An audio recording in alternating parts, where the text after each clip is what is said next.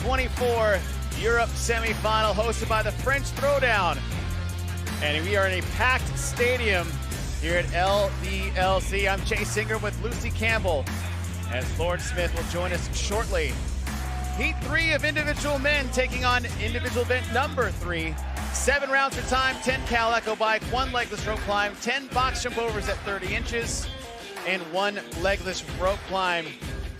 Lucy, our go-ruck steps to success. So number 1 is all about knowing your pulling capacity, and number 2 is pacing such that whether or not you are good at legless rope climbs, you are able to get off those box jump overs and the echo and straight into that movement. Your lane assignments for heat number 3. We've got 5 former games athletes in this heat of 10.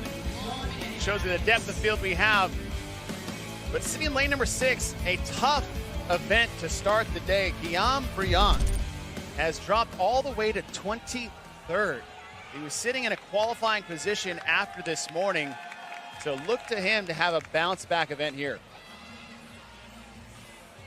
BKG, the goal for 11 straight qualifying CrossFit games, moved up 3 spots after the second event. What do you see from him here?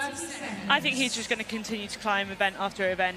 He's shown time and time again that he is consistent enough to be able to do that. He's looking to get his 11th ticket to the games, and I'm not super concerned. Just do that whole BKG thing, slowly climbing up the ranks. Nice and consistent. 10 seconds.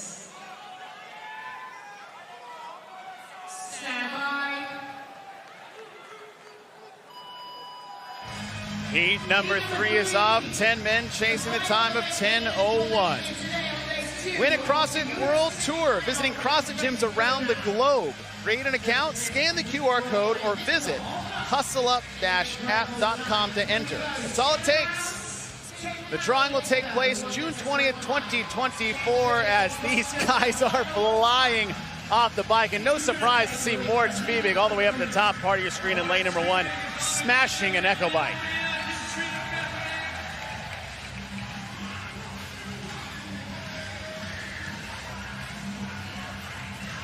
Moritz Fiebig, who really made a name for himself in 2022 at the Lowlands Throwdown, coming pretty much out of what you would think is an impossible position to try to qualify, but it had echo bike in it, bar muscle-ups and overhead squats, and he absolutely destroyed that and showed it wasn't a fluke last year, going back to the CrossFit Games and having his best finish ever. Now, Lucy, in your steps for success, you talked about pulling capacity, right, and pacing. That means a little bit different, I would say, for the men than it does the women in this particular event. Yeah, 100%. Number 1, you know, men generally have a better upper body pulling capacity, which means that, you know, over the course of this volume of reps, they tend to worry a little bit less about actually how am I going to manage this so that I don't fail the legless rope climb. So actually for them, it's about, you know, riding the line of how hard can I push the other things, so that then I don't necessarily feel it too much on the legless. Moritz Fiebig, 1 legless to go, and what we saw is that a lot of that for the men is just maybe their ability to push the bike. Yeah, I think size is coming into play a little bit more than what we would have thought with an event with, you know, 13 legless rope climbs in. Traditionally, if that's the major event, if that's a major movement of an event, you would expect to see some of the smaller athletes be the ones that dominate, but actually it's lent towards the larger athletes with the echo. Moritz Fiebig working into his last set of box jump overs as he moves into round of 3. More on Moritz. Let's go down to Lauren Smith. So Moritz has been working with his coach, John Singleton, of the program for a number of years now, and his capacity in conditioning has been a major focus. They targeted this workout, are not worried at all about the position he's currently sitting in. What's more exciting is the final workout and the lifting are actually his home runs. So I think we can expect to see Moritz creep up the table from here. Approaching the 3-minute mark, Moritz still in the lead. He came into the day after event number 1 in 19th place, has since moved up to 14, knowing that we still have a heat to go, and they are only taking 10 male athletes to the CrossFit Games. as Guillaume Briand has now moved into the lead ahead of Moritz Fiebig. We talked earlier about that 36th place finish in event number 2 that had the double unders, toes to bar, and heavy front squats for 50 reps. He was in a qualifying position coming in. But Guillaume Briand now holding the lead in this heat, and he's going to need it if he wants to bounce back. He's currently sitting in 23rd place.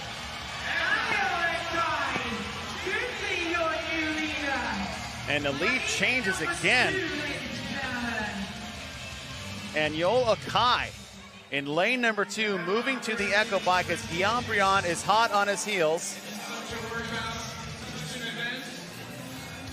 Echo Bikes, always a good time. Let's go down to Lauren Smith and more on this wonderful machine. I love that you say always a good time. These guys are making those 10 calories look so easy. But let me tell you, I have one of these in my sitting room at home. I train on it at my lunch break, and a good time is not what I have. I have a great workout. I don't know about you, Chase. Have you guys tried that 50-calorie Rogue Echo Bike Challenge? Unless someone puts a gun to my head, I am not venturing onto that Rogue 50-cal challenge. There's Noah Kai on the left side of your screen.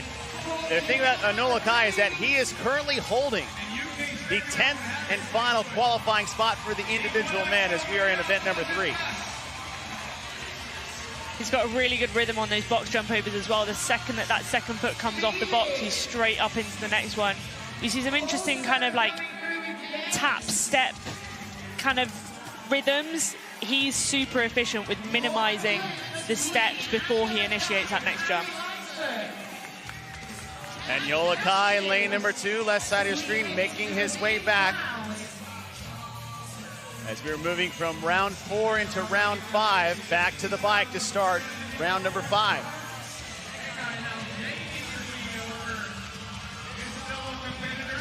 And Yoel Akai, who's in 5th place coming out of quarterfinals.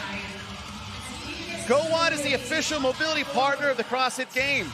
Take your mobility to the next level with GoWatt's personalized program and take advantage of the 14-day free trial to start your journey.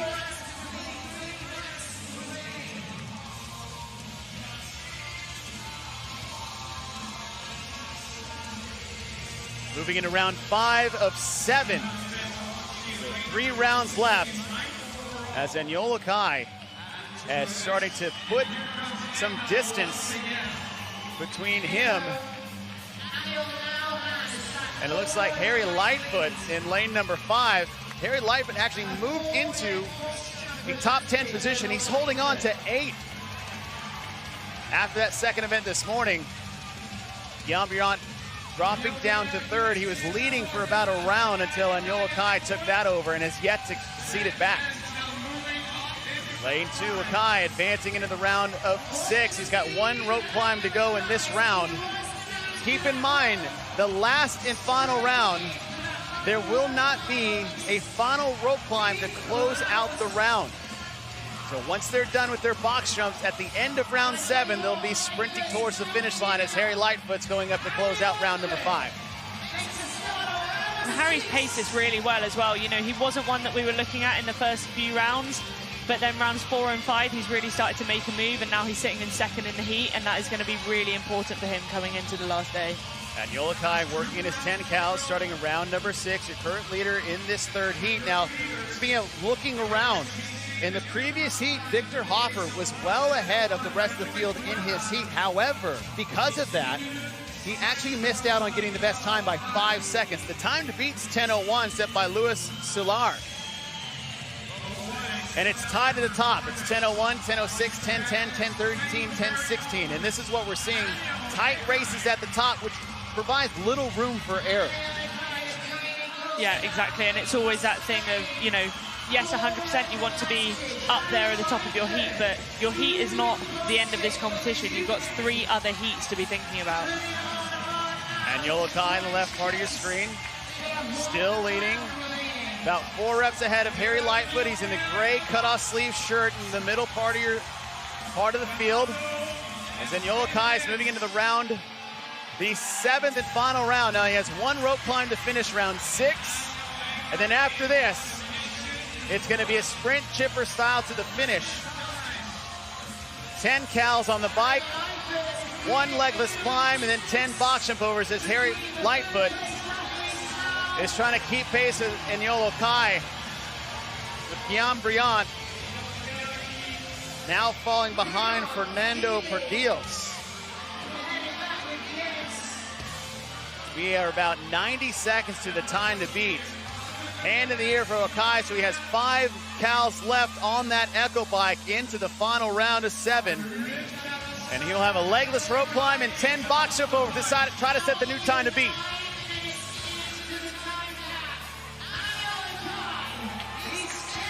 Harry Lightfoot, 5 seconds behind, but Anyolo Kai may have put a little bit too much distance between him and Harry as Okai is 2 reps in, make it 3 in the final set of 10. No rope climb to finish it out. 10 box overs, and then it's a sprint to the finish line. Time to beat 10:01, that's not gonna stand. The next question is, what is the new time gonna beat? And Anyolo Kai, 9:23 unofficial, sets a new time as Moritz Harry Lightfoot will cross the finish line ahead of the time. And we have a mad dash to the finish, 10 box overs at 30 inches. Watch out for Moritz Fiebig in the top part of your screen in lane number 1. But it looks like it's gonna be Fernando Perdios getting in 3rd. Here comes Guy. Guillaume Briand crosses the finish line. Moritz Fiebig, Sven Giens, BKG crosses the finish line, and Enrico Zanoni. And what a mad dash to the finish, all under that time of 10:01. So 10:01 stood for a heat. And then your top 7 athletes in this heat, all underneath that time, with Enrico Zanoni just missing out at a 10:02. So Anyolo Kai, 9:23, as Ludwig Hansen is running to his box. Michael Wesolowski is still on the bike, and Wesolowski moved himself all the way up into 7th from 15th, as Ludwig, currently sitting in 26, is just trying to close this out. No danger of getting time capped. We're past the 11-minute mark. We've still got 5 minutes before we get there. I don't know what's more impressive, pushing this hard or not landing on that block of chalk. And this is not what Mikkel was hoping this would be, because he had just moved himself into the top 10, sitting in 7th overall. He had a 15th place finish in event number 1, 7th in event 2. That put him up 7th overall, but now he's finding himself at the wrong end. He actually got hit with an early no rep. I didn't see why. I'm guessing something issue to do with the touch, but I think it must have been round 2 or 3 that he was held at the ropes a little bit longer. Well, then we're talking about, spreading these rope climbs out, especially for the men, makes it a bit more easier as he gets another no rep to finish things out. He jumped off the box. But a back-to-back rope climb would have been a game changer, and that's basically what's happening if you get a no rep on the touch. And Anyolo Kai, sitting in 10th overall after 2 events, now sitting pretty with a time of 9:23. So we saw Moritz take the early lead, setting the pace through the first few rounds, but then round 3 was where we saw Anyolo Kai set the pace on the box jump overs and take the lead going into the last 4 rounds. And then from there, with Harry Lightfoot kind of chasing him, he was able to sustain that momentum and take the fastest time to beat going into the last heat. And Anyolo Kai takes it time to beat 9:23.